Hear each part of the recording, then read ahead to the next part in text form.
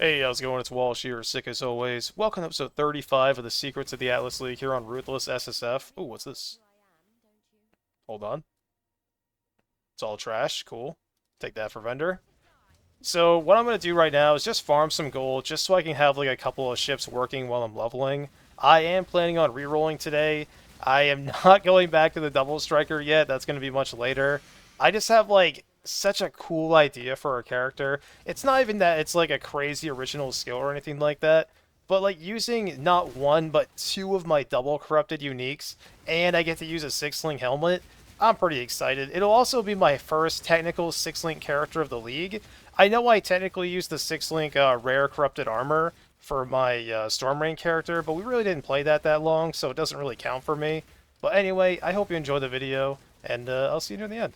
What I'm trying to get in the habit of doing now is anytime I'm going to reroll, I want to stock up some gold. Not like a crazy amount or anything, but just enough so I can get one or two ships during the leveling process, just so I can keep currency coming in. Because as you might imagine, if you reroll characters as much as I do, you are basically broke 24/7, and sometimes it's just nice to have a little bit of currency sitting in your stash to make you feel a little secure. So obviously finally having my fourth watchstone feels amazing. I'm really happy to have it. But if I'm being honest, the best part of it is now I get to just choose new maps to run for my tier 14 and 15 slot. And of course I have more tier 16s to choose from now. But it's mainly 14 and 15 I'm concerned with, just because of like other characters that might not be as strong. It just makes mapping feel so much better. And of course, you get the extra benefit of not having to like go out of your way to spec for any more +1 chance or anything like that. I know some people say that if you get above 100, you have a chance for a +2, but I am not convinced that's the case. I don't remember what league we tested it out in, but at one point I was like plus 180% chance, and I didn't really notice any difference at all, which obviously is very anecdotal. That's not like defining proof or anything like that, but I feel like you would definitely notice with that high of a percentage. So unless like, I don't know, one of the developers confirms it or something, I'm kind of the belief that going above 100 does nothing. But yeah, like I was saying, really happy to have a fourth watchstone, really happy to have new options. Like, if you look at my tier 15s, I have literally twice as many options. At least I think it's twice as many. I think before we had like 5 or 6, and now I have so many.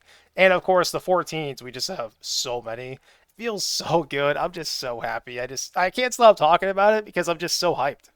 I dropped to tier 17, and honestly, I was going to throw it to my map runners, but I kind of want to experiment running them more often with this character, just to kind of see if there's any combination of mods that I can actually do, because I haven't done a tier 17 yet, and it would be cool to finally get one done.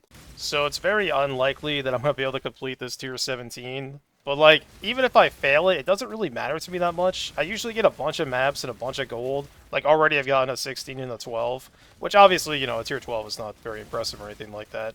But it's just kind of nice to have a character that can actually clear the map. I'm almost wondering if I, like, get a decent combination of mods, maybe I'll be able to kill the boss.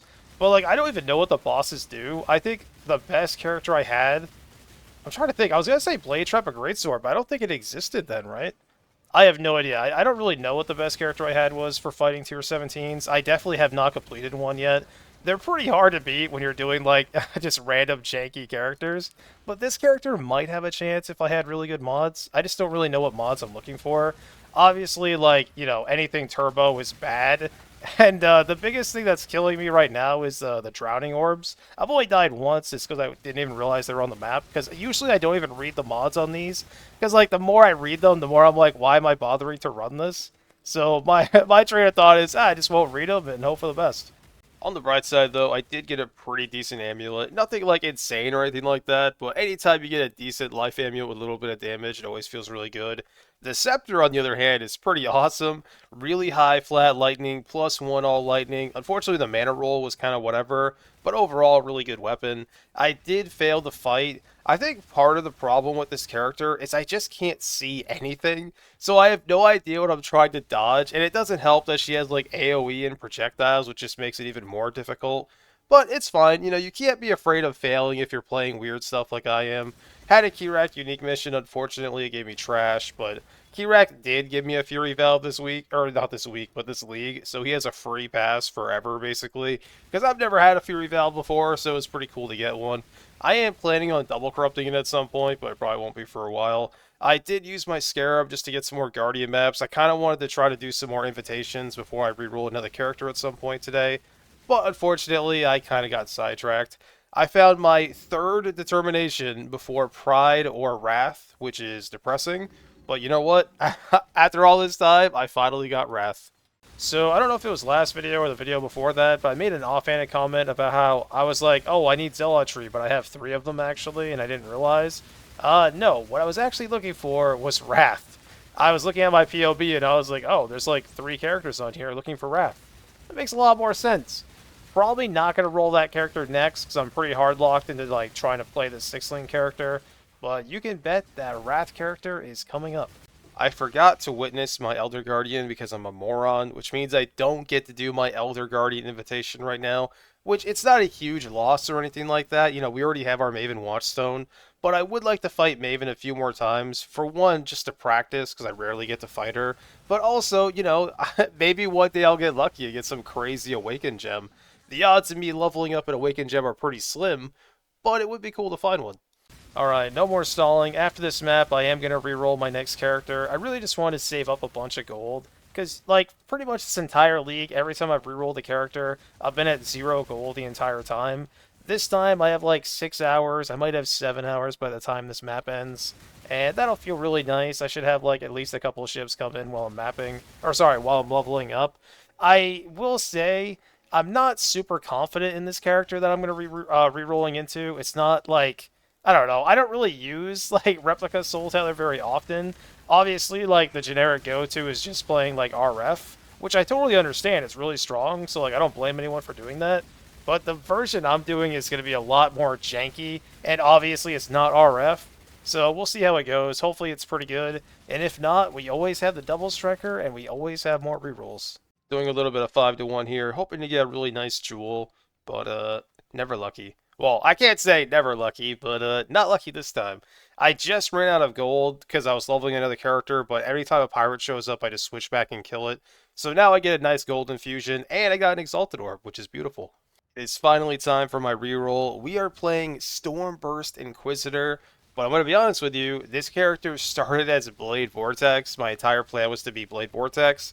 I got to around like Act 6 or so, and then I got this comment right here on my video, and I completely forgot about Stormburst. And the first thought I had when I saw the Soul Tether, I was like, oh, Duration. Duration is, like, amazing for Blade Vortex. It'll probably save me, like, 4 points.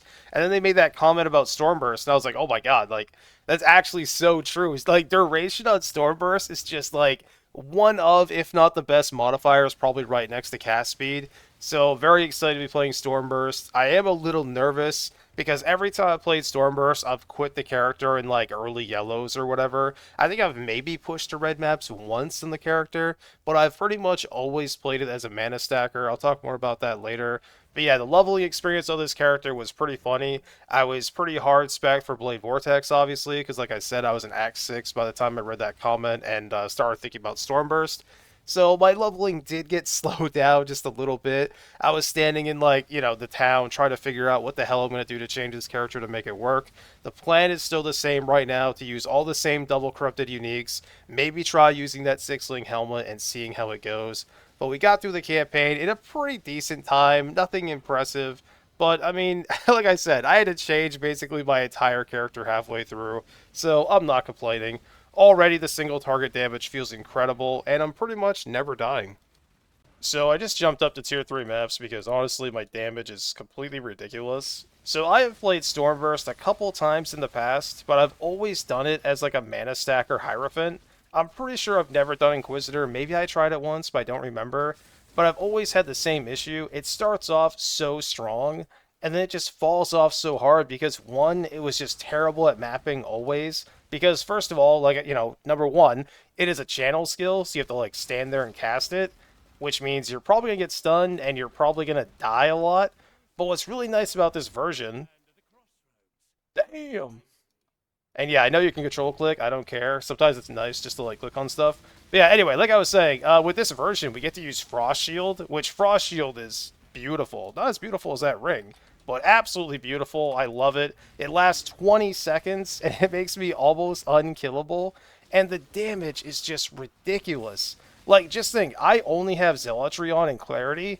Not only am I going to have Hatred, but I'm going to have Haste as well, and look how many I can stack up. I have 34. I can't imagine how many I'm going to get with Haste, but on top of that, I'm going to have really high movement speed, because that's the other big problem with playing a Templar, is usually your movement speed is pretty abysmal, and having haste is going to make that so much better. I'm sure, like, I don't know what aura would probably give me more DPS, maybe Skitterbots with, like, Unbound Ailments or something, but I think haste is going to be better overall for the character's health, because the movement speed, like I just said, so I can, like, position myself out of, like, bad situations. But the biggest problem with Stormburst, on top of everything else, is, like, the clear speed always feels slow, but if you look right now, I can just, like, tap stuff, and I've never really been able to do that before with a mana stacker. So already, this character feels awesome. Really looking forward to seeing how far it goes.